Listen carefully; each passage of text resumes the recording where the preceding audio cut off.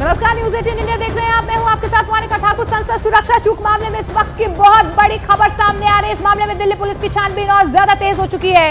Delhi police ने इस मामले में 50 से ज्यादा टीमें तैयार कर ली हैं, जो अलग अलग हिस्सों की जांच कर रही है। सभी आरोपियों के स्पेशल सेल की अलग अलग यूनिट को जांच के लिए भी लगाया गया है। इसके अलावा उनके बैकग्राउंड, बैंक डिटेल्स और डिजिटल इन्वेस्टिगेशन के लिए अलग से करीब 50 टीमें तैयार की गई हैं। तो बड़ी खबर आपको बता दें, दिल्ली पुलिस की छानबीन और ज्यादा दायरा जो है दिल्ली पुलिस की छानबीन का बढ़ चुका है। दिल्ली पुलिस ने इस मामले में 50 से ज्यादा टीमें तैयार कर ली हैं, जो अलग अलग हिस्सों की जांच कर रही है। सभी आरोपियों के स्पेशल सेल की अलग अलग यूनिट को जांच के लिए लगाया गया है। इसके अलावा उनका बैकग्राउंड क्या है, बैंक डिटेल्स क्या है और डिजिटल इन्वेस्टिगेशन के लिए अलग से करीब 50 टीमें तैयार की गई हैं। तो आप देखिए जांच का दायरा किस तरीके से आगे बढ़ चुका है और कई टीमें यहां पर इस पूरे मामले की जांच कर रही हैं।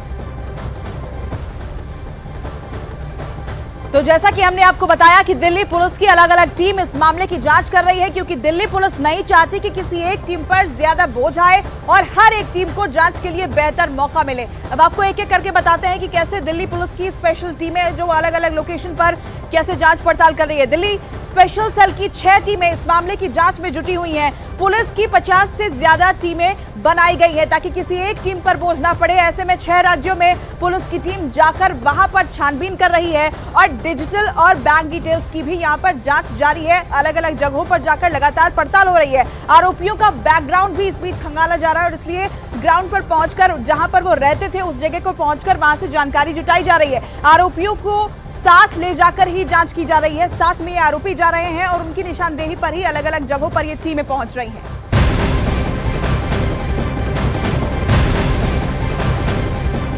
तो बड़ी खबर आपको बता दें, दिल्ली पुलिस की स्पेशल सेल संसद सुरक्षा चूक मामले की जांच कर रही है और इसके लिए 6 आरोपियों के 6 टीमें गठित की गई हैं, जो 6 राज्यों में जांच कर रही है।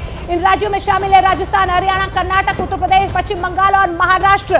तो आपको बता दें, जहां जहां से ये आरोपी हैं वहां पर जो 6 टीमें गठित की गई हैं उन्हें वहां पर ले जाया जा रहा है। उनकी निशानदेही पर छानबीन लगातार आगे बढ़ रही है। तो इस पूरे मामले में आपको बता दें, राजस्थान, हरियाणा, कर्नाटक में जांच लगातार जारी है।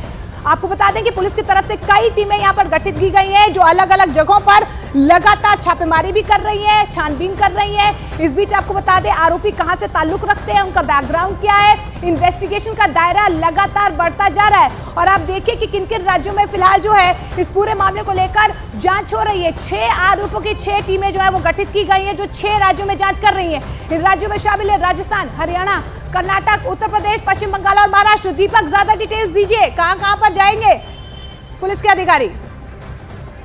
देखिए, अलग अलग इलाके में ये टीमें बनाई गई हैं, क्योंकि 6 राज्य हैं और 6 राज्यों से ये सभी आरोपी ताल्लुक रखते हैं और इसी वजह से इन टीमों को गठित किया गया है। क्योंकि एक जांच नहीं बल्कि कई तरह की अलग अलग जांच होनी है। किसी को वहाँ पर जाना है, किसी को एविडेंस कलेक्ट करना है, किसी को आरोपी को लेकर जाना है, किसी को बैंक डिटेल्स खाते तैयार करने हैं। तो ये सारी अलग अलग टीमें बनाई गई है और साफ तौर पर ये कहा गया है कि अलग अलग जो स्पेशल सेल की जो अलग अलग यूनिट्स हैं उन सभी को इस पूरे केस में इन्वॉल्व किया गया है और कहा गया है कि जल्द से जल्द इस केस के सभी आरोपियों की अलग अलग तरीके से जाँच किया, उनका पूरा ब्यौरा इकट्ठा करके रोजाना रिपोर्ट ली जाती है, ताकि जो अपडेट हुआ है, कितने लोगों से पूछताछ हो चुकी है और इस केस में कितने लोग हैं। क्योंकि अब तक ये कहा जा रहा है कि जो ग्रुप बनाए गए थे, जो ये लोग थे, ये कहाँ कहाँ गए थे और क्या किसी तरह की कोई फंड तो नहीं है इनके पीछे, किसी तरह का कोई इन्वेस्टिगेशन या फिर कोई ऐसा ऑर्गेनाइजेशन तो नहीं है जो इन्हें इनके साथ काम कर रहा था। उसका पता लगाया जाना बहुत जरूरी है और इसीलिए 6 अलग अलग तेजतर्रार टीमों को बनाया गया है, जो इसके साथ मिले हुए 50 लोग जो ऑफिसर्स की टीम है वो बैकग्राउंडर की क्या भूमिका रहेगी? लोगों के जो बैकग्राउंड चेक किए जा रहे हैं।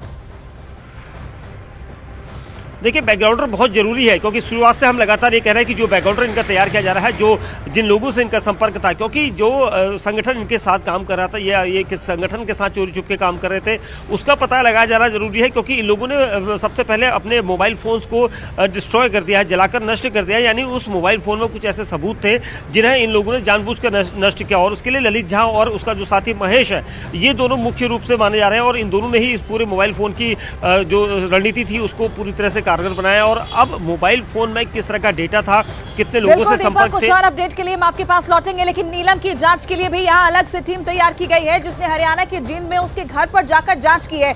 इस टीम ने क्या कुछ जांच की है, इसके बारे में जानकारी आपको एक एक करके दे दें। नीलम दरअसल वो आरोपी है जो कि संसद के बाहर प्रदर्शन कर रही थी। देखिए, नीलम की जांच की जिम्मेदारी जो है special cell New Friends Colony Delhi police के पास है और दिल्ली पुलिस की स्पेशल सेल ने हरियाणा के जींद में नीलम के घर पहुंचकर वहां पर जांच पड़ताल की है। नीलम के कमरे से किताबें और डायरी पुलिस की टीम अपने साथ लेकर गई है। वहां लोगों से पूछताछ भी हुई है। नीलम के घर से उसके 2 बैंक अकाउंट की जानकारी भी हासिल की गई है। कुछ ऐसी संदिग्ध चीजें भी वहां से मिली है जिनका जो कनेक्शन है वो किसान आंदोलन के समय से रहा है।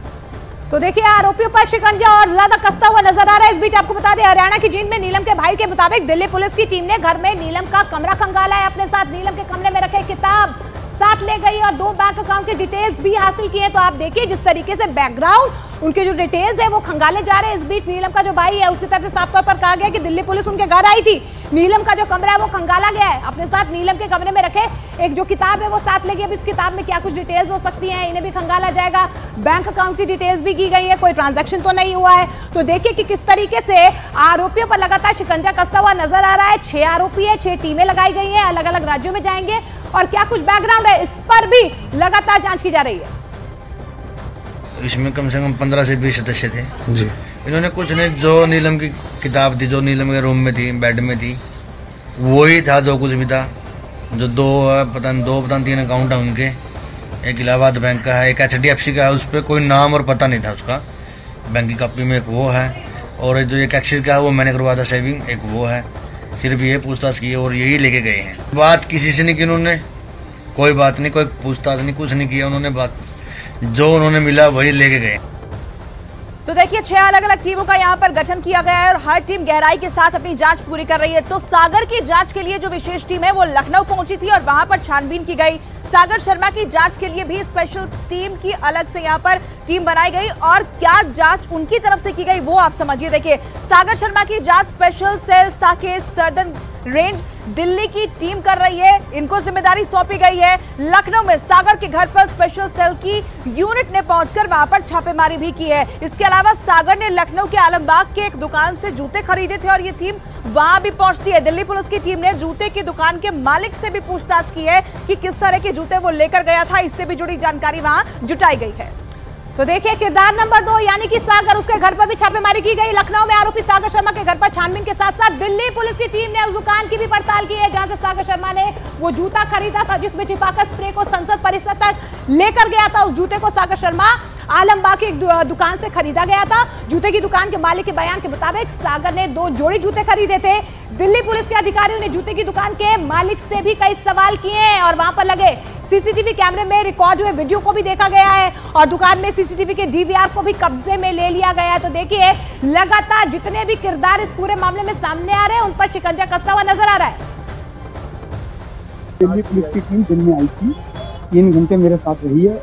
उन्होंने पूरी तहकीकात करी है, फोटो दिखाई, हम कुछ पहचानते नहीं थे और उन्होंने उससे अपना बात करी तो उसने बताया कि मैंने 600 रुपये की रेंज का जूता लिया है और लांसर कंपनी का है। तो मैंने जूता जो है बताया कि 699 की रेंज का है, वो 600 का बिकता है। तो वो बता रहे 2 जोड़ी जूते उन्होंने लिए हैं। मैंने कहा बिल्कुल लिए होंगे क्योंकि दुकान है मेरी, कस्टमर आता है लेके जाता है। 31 साल मेरी पुरानी दुकान है।